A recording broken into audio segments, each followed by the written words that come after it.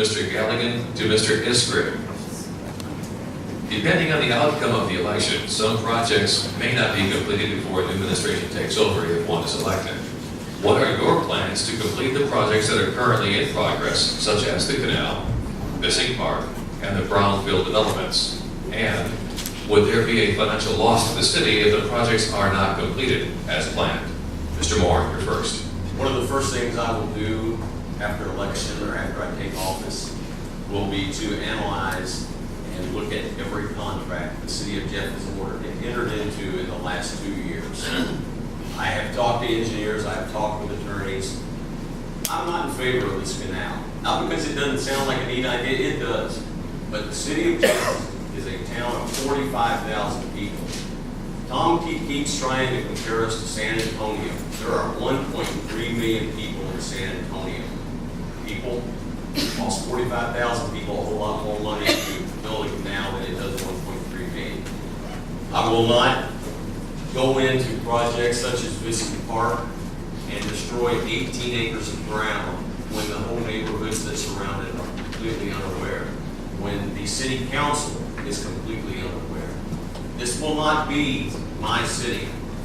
Jeffersonville is our city, and the decisions that will be made by all of us. I think every project, there are some good ideas. There are some that I completely think are foolish. And again, going back to TIF dollars, depleting it from 12 million down to 3, and taking it from an area where it's supposed to be spent along 10th Street and moving it down to the canal area, that's borderline illegal. $9 million has been pulled away from the 10th Street area to the canal area so Tom can buy houses. That's not right. Let's fix up 10th Street. That is the thoroughfare that has fed our police departments, our schools, everything in our community has been built around 10th Street. I want to pay attention and fix all the problems in Jeff, but we have to understand where the revenue dollars come from to feed our system. Thank you. Thank you, Mr. Moore. Same question now to Mr. Galligan. Well, if I don't get elected, I don't know what they're going to do. But if I get elected, we're going to continue on the path we're on. The problem I have is my colleague doesn't understand TIF. He doesn't understand where the money comes from. He doesn't understand how anything was established. And that's probably why we're in such bad shape in the county.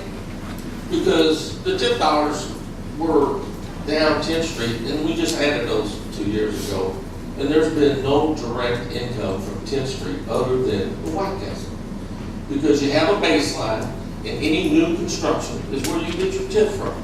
Now, 10th Street didn't create all this money. Veterans Parkway did, and the Maritime Center, and also up at the industrial parks up around the Maritime Center. So we're going to continue the projects. The canal is not a $100 million project. Apparently, everything he sees, he adds zeros to. It's a $43 million for the canal. The purposes are going to be another 20. It's a $63 million project. It's going to be done because it's an economic development, and it's going to pay us back. You're not going to pay it with your sewer rates. You're going to pay it with economic development. We're trying to be creative, and we're trying to save money the best way we can. We're not building a $60 million convention center because the price tag on it is $10 million.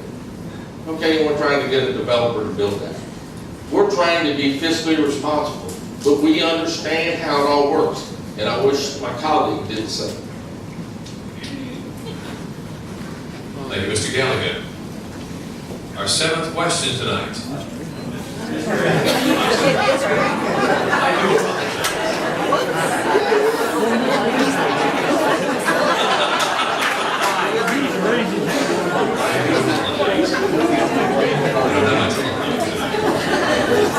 Same question to Mr. Iskra. Well, I'm not a fan of the canal, and from an engineering standpoint, there's things I know that I know the canal is not an essential part of the APA solution or an essential part of the stormwater solution.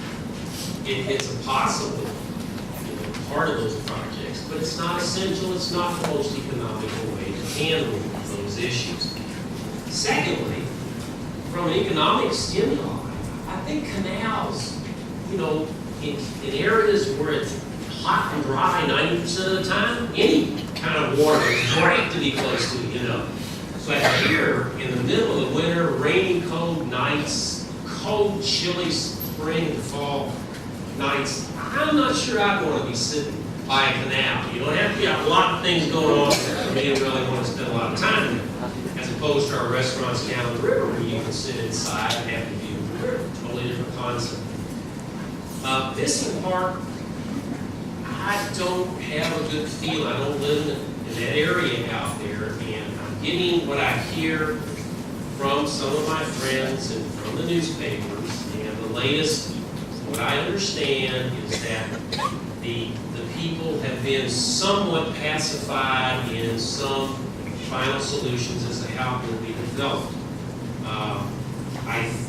We need the ballparks, but it's essential that the communities out there, the neighbors out there, are being impacted negatively by this. So it's just it's a concern, and I think it would continue on if I was mayor, unless there was some things that just simply need to be paid.